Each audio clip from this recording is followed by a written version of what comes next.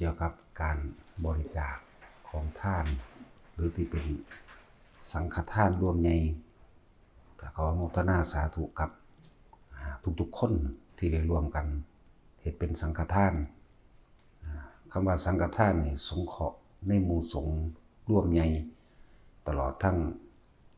หมู่ประชาชนพร้อมประชาชนอุบาสกอุบาสิกาทั้งผู้ประสบภัยสงครามตลอดทั้งหมู่ทหารหารทั้งหลายที่ปกป้องแผ่นดินนั่นแหละเจ้าภาพหลักที่เฮาจำได้แน่กับบริษัทคุณลุงซีฟู้ดตลอดทั้งหมู่พวกของเพิ่นเองคือว่าอาจสามารถที่จะจดจำชื่อทุกๆคนได้นี่คือเจ้าภาพหลักใหญ่ผู้หนึ่งเจ้าภาพหลักใหญ่อีกผู้หนึ่งก็คือบริษัทโกลด์สตาร์เฟสเจดาวอีกผู้หนึ่งตลอดทั้งหมู่พวกที่รวมกันนั่นแหละสิ่งที่ได้รวมกันบริจาคเป็นให้ทานในสังฆทานมานี่อาหารหลายๆอย่างก็ได้แจกหรือว่าเอาไปทำเป็นสังฆทานให้แก่วัดต่างๆร่วมเรียกว่า5 วัดบ่ว่าสิเป็นในวัดในเมืองวัดสำราญวัดทิพย์หรือวัดแสนแล้วก็สาขาหนึ่งของเฮาพุทธคารุการาม1ต้นโพเราทั้งวัดเฮาอีกมันก็เป็น5นั่นแหละถ้าบ่มีไปอีกวัดที่6ก็อยากให้เอาไปคือวัดถ้ำแสงเพชรเฮาก็จัดแยกออกไปให้เอาไปเป็นสังฆทานในวัดถ้ำแสงเพชรนั่นเรียกว่ากระจายบุญกระจายกุศลในการสงเคราะห์กระจายบุญให้เขานั่นแหละเพิ่มเติมต่อในหมู่พวกบริวารเข้าไปอีกเขาอาจจะบ่รู้ในจุดนี้ก็ได้แต่ว่าเฮาเฮ็ดให้บ่แม่นว่าเฮาสิเอามาไว้เฉพาะวัดเฮาวัดเดียว5 วัด6 วัดตลอดทั้งคนบ่มีอยู่บ่มีกิน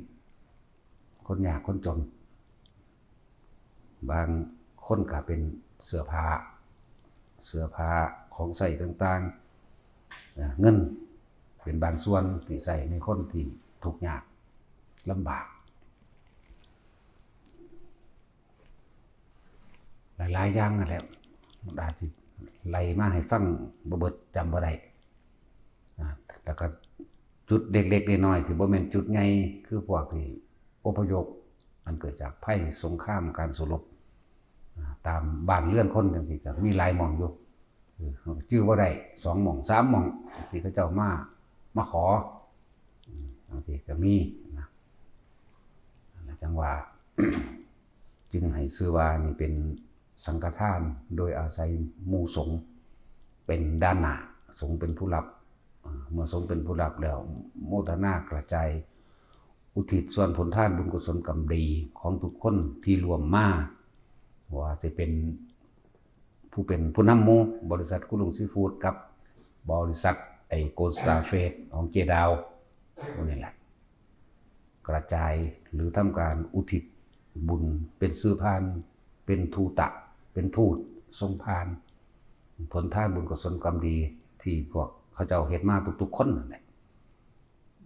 ได้อุทิศให้แก่สรรพสัตว์ทั้งหลายบ่มีที่สุดบ่มีประมาณทุกหมู่เหล่าบรรดามีมารดาบิดาของท่านญาติของท่านเจ้ากรรมนายเวรของท่านตลอดทั้งสรรพสัตว์นั่นแหละทุกๆคนที่ได้รวมมาก็มีความนึกในใจแบบนี้ถ้าจะว่าลึกลับมันก็บ่เข้าใจหรอกบางทีเฮาก็ทรงเรียกว่าอุทิศบุญให้อุทิศบุญแทนเป็นสมณทูตในการทรงผลทานบุญกุศลกรรมดีของทุกๆคนนั่นแหละเฉพาะตัวหลวงพ่อเองก็เฮ็ดตั้งหากคณะหมู่สงฆ์เวลาเขาเจ้าทำวัดเวลาเขาเจ้าทำวัดเขาเจ้าก็มีการอุทิศบุญให้เป็นคณะสงฆ์ร่วมใหญ่พร้อมอย่างที่เพิ่นว่านะที่เพิ่นบอกคำว่าสิทธิกิจจังสิทธิกำลังสิทธิการุยะนี่ขอผลทานบุญกุศลกรรมดีที่ท่านทั้งหลายเราใดได้กระทำมาแล้วตั้งแต่อดีตตอนต้นจนถึงปัจจุบันณขณะนี้ขอผลทานบุญกุศลกรรมดีของท่านจงถึงแด่มารดาบิดาของท่านญาติของท่านเจ้ากรรมนายเวรของท่าน ตลอดทั้งสรรพสัตว์ทั้งหลายไม่มีที่สุดไม่มีประมาณทุกหมู่เหล่าบรรดาวีนี่คือการอุทิศบุญให้อุทิศบุญแทนกับความอีกอย่างหนึ่งก็คือคนที่บริจาคทานมาเขาเจ้าก็นึกในใจของเขาเจ้าไว้แล้วล่ะเขาเจ้านึกไว้แล้ว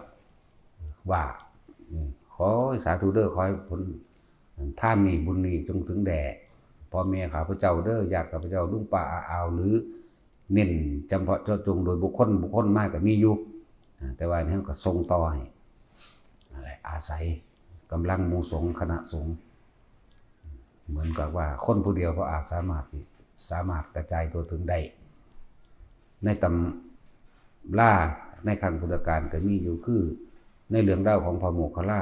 ช่วยมารดาพ้นนรกจังซี่พระโมคคัลลาผู้เดียวเฮ็ดบ่ได้พระพุทธเจ้าก็บอกแม่เพิ่นตกนรกเพิ่นก็ได้อาหารบิณฑบาตออกไปโดยกายทิพย์โดยอาหารทิพย์ไปพร้อมแม่ก็บ่อาจสามารถที่จกกินข้าวในบาตรได้ป้อนใส่ปากก็กินบ่ได้มันร้อนมันเป็นไฟเป็นเปรตมั่งก็พยายามภาษาลิบุตรบุนี่เอาอาหารให้แม่ที่เป็นเปรตนั่นแหละเหตุบ่ได้พุทธเจ้าต้องทรงพระญาณไปบอกโมคคัลลากำลังของเธอบุคคลเพียงผู้เดียวไม่อาจสามารถทำได้เธอต้องอาศัยหมู่คณะสงฆ์หมู่ใหญ่มาในทิศทั้ง10แล้วหาของท่านอันเป็นปัจจัย4ต่างๆแล้วอาศัยกำลังของหมู่สงฆ์จึงจะทรงให้ได้สินะก็ได้นำจึงแล้วนั่นแหละมาเป็นตัวอย่างในการทรงผลบุญผลทานผลกรรมดีที่พวกท่านทั้งหลายได้ร่วมบริจาคมาก็เลยว่าทุกคนที่บริจาคเข้ามานี่ให้มันเป็นสังฆทานสังฆทานนี่มันมีอานิสงส์มากอานิสงส์ใหญ่จังที่เพิ่นไล่ไว้แหละท่านให้สัตว์เดรัจฉานมีอานิสงส์แต่ว่าท่านในคนทุศีลคนบ่มีศีลมีธรรมมีเทิมมีหยังดอกมีอานิสงส์เป็นพันท่าน100นึงก็บ่สู้ท่านคนเร็วๆคนนึงท่าน100เทื่อก็บ่สู้ท่านคนเร็วๆคนนึงท่านในคนเร็วๆคนนึงแม่นว่ามันสิมีอานิสงส์พันสู่ท่านในคนมีศีลครั้งนึงบ่ได้ท่านคนมีศีลครั้งนึงก็สู่คนทรงฌานบ่ได้ท่านคนทรงฌานครั้งนึงก็สู่ท่านในคนที่เป็นโสดาบันขึ้นไปบ่ได้ท่านโสดาบัน100ครั้งบ่สู่สกิทาคาอนาคาอรหันต์ถึง100ครั้งท่านให้พระถึง100ครั้งก็สู่ท่านในพระพุทธเจ้าครั้งนึงบ่ได้หมายถึงอรหันต์องค์นึงนั่นสิล่ะสู่พระพุทธเจ้าท่านให้อรหันต์100ครั้งก็สู่ท่านในพระพุทธเจ้าไม่เพียงครั้งหนึ่งไม่ได้ท่านในพระพุทธเจ้า100ครั้งก็สู่สังฆทานในหมู่สงฆ์ตั้งแต่คณะ4รูปขึ้นไปเนี่ยครั้งหนึ่งไม่ได้ก็เลยว่าต้องอาศัยกำลังหมู่สงฆ์เพราะสงฆ์สิเป็นผู้สืบทอดพุทธศาสนาโดยอัตลักษณะของบุคคลเรียกว่าศาสนาบุคคลนั่นแหละปานนี้เลยร่วมท่านให้แต่ละคนทั้งเบิดเนี่ยบ่ว่าสิเป็นปัจจัย4เครื่องอาศัยของหมู่สัตว์อาหารเป็นที่1ไปแล้วอาหารยารักษาโรคเป็นของที่อยู่อาศัยก็คือพวกเฮาได้เคยสร้างกุฏิสร้างศาลาซื้อขี้ดินที่รวมกันมานั่นแหละจัดเงินซื้อธรณีสงฆ์แผ่นดินสงฆ์สร้าง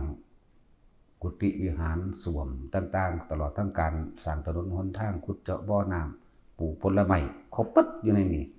ครบเบิดเลยตลอดทั้งที่ได้เป็นเจ้าภาพร่วมในการบวชหมู่ภิกษุสงฆ์สามเณรตลอดทั้งถือศีล8วันนี้และอุทิศวัตถุอย่างก็เลยว่าผลทานบุญกุศลกรรมดีที่ท่านกับทั้งหลายได้กระทำมาแล้วเนี่ยตั้งแต่อดีตตอนต้น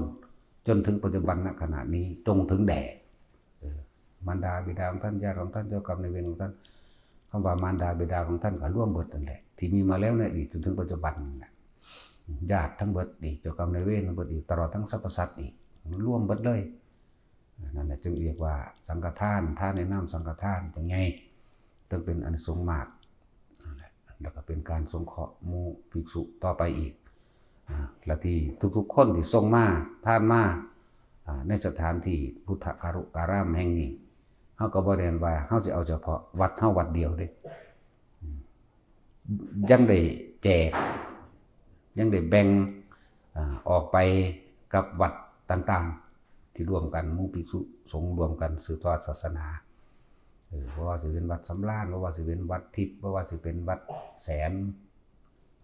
หรือชื่อวัดบ่ได้ก็มีเด้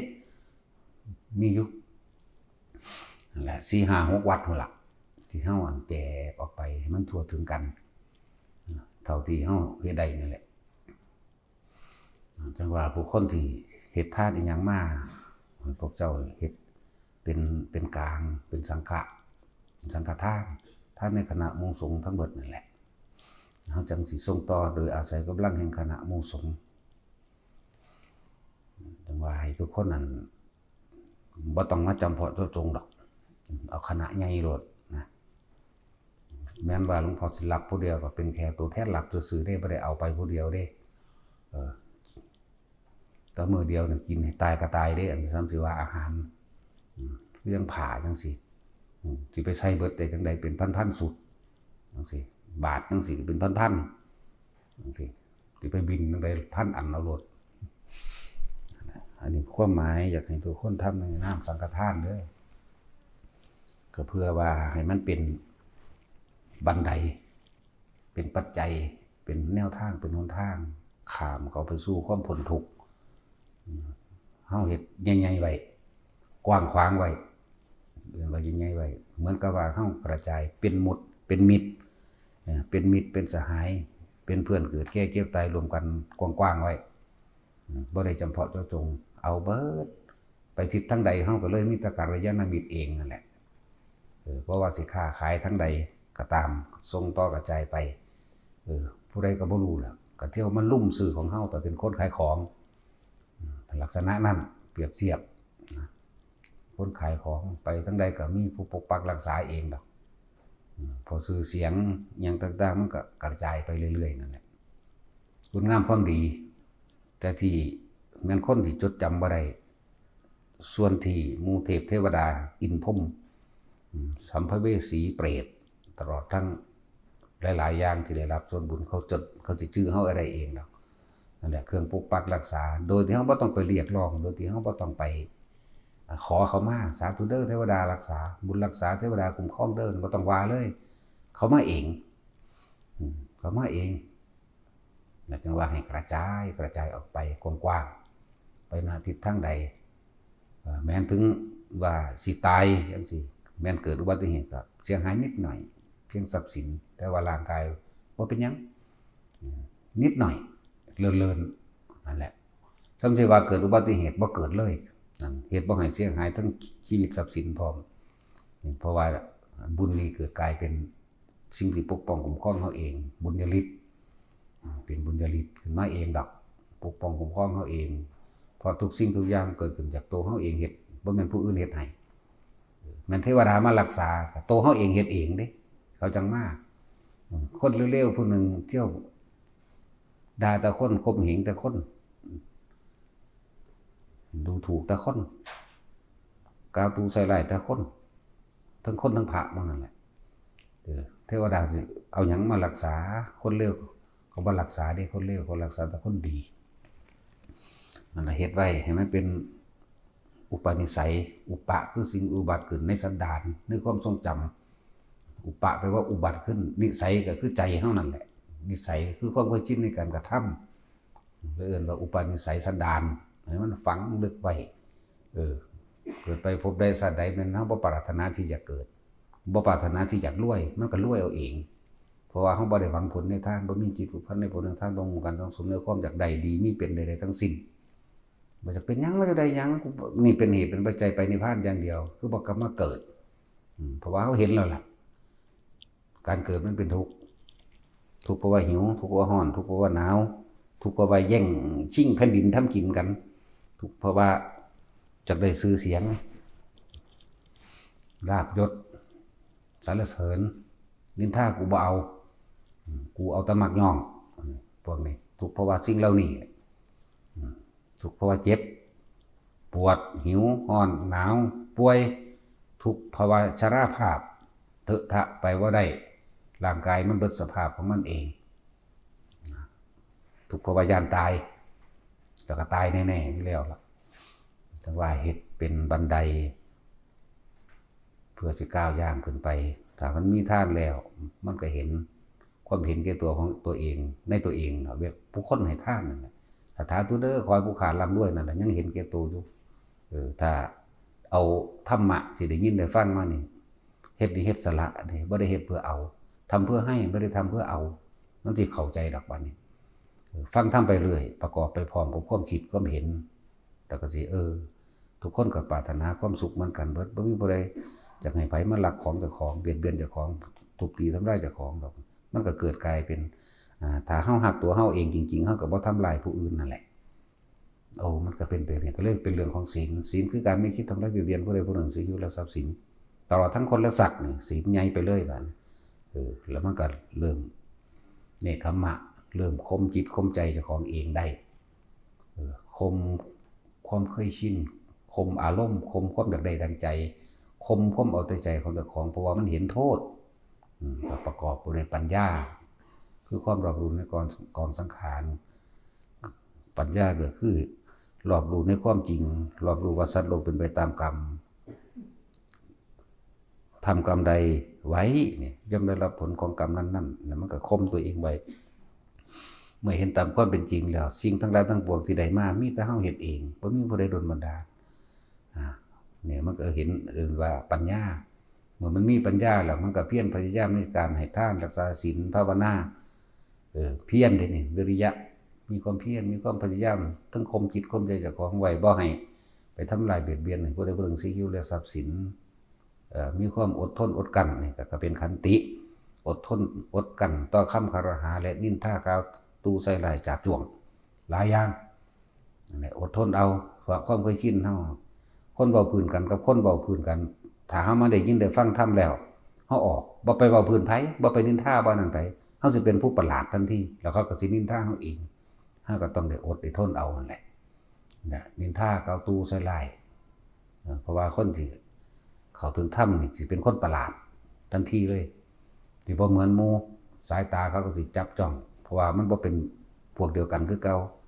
ตะกี้ว่าไปรักกับไปรักนำกันได้นินทาผู้นั้นนินทาผู้นี้ใส่ร้ายผู้นั้นใส่ร้ายผู้นี้เหมือนกันบ่เป็นหยังบ่เป็นหยังพอถ้าเฮาแหวกออกมาแล้วปุ๊บเป็นทันทีเขาสิมองเป็นตัวประหลาดอย่างหนึ่งทันทีเลยนั่นแหละเหมือนกันนั่นแหละครับเขาโคกับขนโคขนงัวขนควายนี่มันหลายกว่าเขาอยู่แล้วนะหลายกว่าเขาเรื่องสั้นฉะนั้นแหวกออกมาก็เลยต้องมีความอดความทนในการได้ยินได้ฟังเรื่องต่างๆซึ่งเฮาเรียกว่าท่วนกระแสตามธรรมดาแล้วคนมันไหลไปตามลาภยศสรรเสริญสุขเนี่ยไหลไปตามสิ่งเหล่านี้อยู่แล้วให้มักย่องแต่ว่ามันเฮาท่วนออกไปเฮาก็เลยเป็นประหลาดกว่าหมู่แต่ว่าต้องอาศัยกำลังเพียรพยายามที่กล้าอาศัยความอดทนพร้อมขันติวิริยะขันติสัจจะพอเห็นความจริงของโลกเห็นความจริงแล้วก็เริ่มเป็นคนที่มีสัจจะเห็นคนที่มีสัจจะแล้วก็เห็นสัจธรรมพร้อมบ่แม่นว่าแค่เป็นคนมีคำจริงบ่ได้กล่าวตูใส่ร้ายผู้ใดโดยถ้อยคำบ่จริงนั่นแหละเฮาเอาชนะคนที่พูดคำโกหกหลอกลวงด้วยการกล่าวคำจริงแต่ว่าบ่แม่นเอาชนะแต่มันเป็นภาษาโลกซื่อเฮาสิเอาชนะหรือแพ้หรือทำความพ่ายแพ้ให้แก่บุคคลที่โกหกคือสัจจะว่ามีสัจจะมีอธิษฐานตั้งใจมุ่งมั่นสู่จุดหมายที่ปรารถนาจุดหมายเดียวนิพพานจุดหมายเดียวคือบ่เกิดเนี่ยกูต้องละอารมณ์ทั้งหลายแล้วนี่กูต้องละความเคยชินทั้งหลายแล้วนี่กูว่าไปก็เลยเอิ้นว่าอธิษฐานบารมีตั้งจิตมุ่งมั่นสู่จุดหมายอย่างมั่นคงแล้วก็เดินทางโดยเมตตาอาศัยเมตตากรุณามุทิตาได้บาดนี้นั่นแหละเมตตารักผู้อื่นเสมอด้วยตนรักตนเสมอด้วยผู้อื่นเห็นผู้อื่นเป็นดุจดังแขนขาอวัยวะของตนเวลาเขาตกทุกข์ได้ยากช่วยเท่าที่ทำได้ไม่ให้ตัวเองลำบากนี่คือกรุณามุทิตาไม่เคยอิจฉาริษยากับบุคคลผู้ใดพอเราเห็นแล้วอิจฉาเขาเหมือนเราเอาไฟมาเผาใจของเราเองเผาความรู้สึกเขาเองอิจฉาเขา ก็เท่ากับเอาไฟเผาใจตนเองมันก็ต้องอดต้องทนไปเลยสุดท้ายแล้วก็เขาสู้อุเบกขาเห็นบ่ท่านจึงเป็นปากทางจึงเป็นก้าวแรกก้าวย่างแรกทานศีลเนกขัมมะปัญญาวิริยะขันติสัจจะอธิษฐานเมตตาและอุเบกขา10อย่างเนี่ยต้องเสมอกันไปเสมอกันไปบ่มีอย่างใดอย่างหนึ่งที่ยิ่งยวดกว่ากันดอกเสมอกันเบิดค่อยๆเป็นค่อยไปชาตินี้อาจจะตรงนี้หลายอาจจะตรงนี้น้อยแล้วแต่ว่ามันก็มีเป็นไปน้ำกันในตัวน้อยตัวหลายแต่ว่าก็ต้องเป็นไปเฮ็ดไปแหละมันจึงจะครบถ้วนบริบูรณ์นะสุดท้ายแล้วครับพวกเขาก็ต้องตายบ่มีไผเอาหยังไปได้ในวัตถุแต่ว่าเขาต้องละวัตถุสมบัติที่มีวิญญาณผัวเมียลูกนี่เรียกสมบัติที่มีวิญญาณสัตว์เลี้ยงหมาเป็ดไก่นี่เรียกสมบัติที่มีวิญญาณนกปลาปูต่างๆที่มันมีชีวิตวิญญาณนั่นแหละเองเขาต้องละสมบัติที่มีวิญญาณเป็นวัตถุคือกันสวิญญาณกับทรัพย์และอวิญญาณกับทรัพย์แปลว่าไม่สมบัติที่ไม่มีวิญญาณบ้านต้นไม้เงินทองรถลาต่างๆพวกนี้เขาต้องละสิ่งเหล่านี้ออกละคือบ่นำมาคิดอย่างใดอย่างดีอย่างมีอยากเป็นอย่างก็มันอีกแล้วนะจึงมีวิธีฝึกในตนเองนะผู้ใดดับสัญญาใดสัญญาคืออย่างสัญญาคือนี่เมียกูนี่ผัวกูนี่ลูกกูนี่สมบัติกูทั้งที่มีวิญญาณและบ่มีวิญญาณคำว่าละคือบ่นำมาคิดปรุงแต่งต่อในความอยากได้อยากเป็นอยากให้มันได้อย่างสันอย่างสี่หน้าแม่นอีนั่นบักนี่อยากให้มันเป็นแบบนั้นแบบนี้หน้าอีกตัวเองนั่นแหละกำลังเป็นตัวเองนั่นแหละกำลังถูกตัวเองนั่นจะไปเป็นเองเพราะมันเป็นที่ตัวเองคิดเป็นไปตามอารมณ์ถ้าพอใจในเรื่องของโลกนั่นแหละอบายภูมิถ้าพอใจในเรื่องที่อยากให้ท่านก็ไปเกิดสูงแน่เท่านั้นแหละขึ้นซะว่าเกิดทุกข์ทั้งนั้นเกิดเป็นยังก็ตามทุกข์คือเก่าเกิดไปตายบ่ได้เกิดไปอีหยังมีสิหม่องสิบ่ตายอย่างเดียวคือบ่ต้องคิดนึกปรุงแต่งในความอยากได้ดีมีเป็นคำว่าละสัญญาคำว่าดับสัญญาเฮ็ดจังได๋ลมหายใจเท่านั้นดับได้ละได้นั่นแหละทุกคนต้องนักแน่นลมหายใจบางคนว่าเฮาเรียกว่าลืมสัญญาหรือดับสัญญาอีหยังเฮ็ดจังได๋เป็นแบบใดมันละออกด้วยแบบบ่ให้จำได้บ่แม่นแบบนั้นคือเฮานั่นพ่อแม่เฮาก็ตายไปแล้วเฮาก็ยังจำได้อยู่เด้ว่าหน้าตาพ่อแม่เฮาเป็นจังไดแต่ว่าเฮาบ่คิดนึกปรุงแต่งต่ออันใดก็ช่างหยุดมันโดยการเข้าสู่ลมหายใจนะทุกอย่างละโดยลมหายใจนั่นแหละดับโดยลมหายใจนั่นแหละเป็นเบื้องต้นต่อไปมันทั้งสิเข้าใจนั่นตนเองครับนั่นแหละดับสัญญาดับแบบใดเมื่อดับสัญญาหมายถึงบ่คิดนึกปรุงแต่งเวทนาหมายถึงอารมณ์ความรู้สึกหรือความพอใจโดยพอใจเกิดขึ้นบ่ได้พบมันก็ดับทั้งตัวจึงเอื่นว่าสัญญาเวทิตนิโรธนั่นแหละเพราะว่าเฮาบ่รู้เฮาก็เลยคิดนึกปรุงแต่งไปต่างๆนานาสารพัดดีมั่งเลวมั่งคำว่าอวิชชาปัจจยาสังขารสังขารปัจจยาวิญญาณคือหยังอวิชชาเพราะความบ่รู้มีอีหยังซ่อนเร้นกำบังเอาไว้สัญญานะนั่นแหละอวิชชาเป็นปัจจัยบังเกิดสังขารเป็นปัจจัยเกิดวิญญาณเป็นปัจจัยเกิดนามรูปเป็นปัจจัยเกิดอาจนะเป็นปัจจัยเกิดภาษาเป็นปัจจัยเกิดเวทนาเป็นปัจจัยเกิดตัณหาเป็นปัจจัยอุปาทานเป็นปัจจัยเกิดภพเป็นปัจจัยเกิดชาติชรามรณะโสกปริเทวทุกข์นี่ต่าง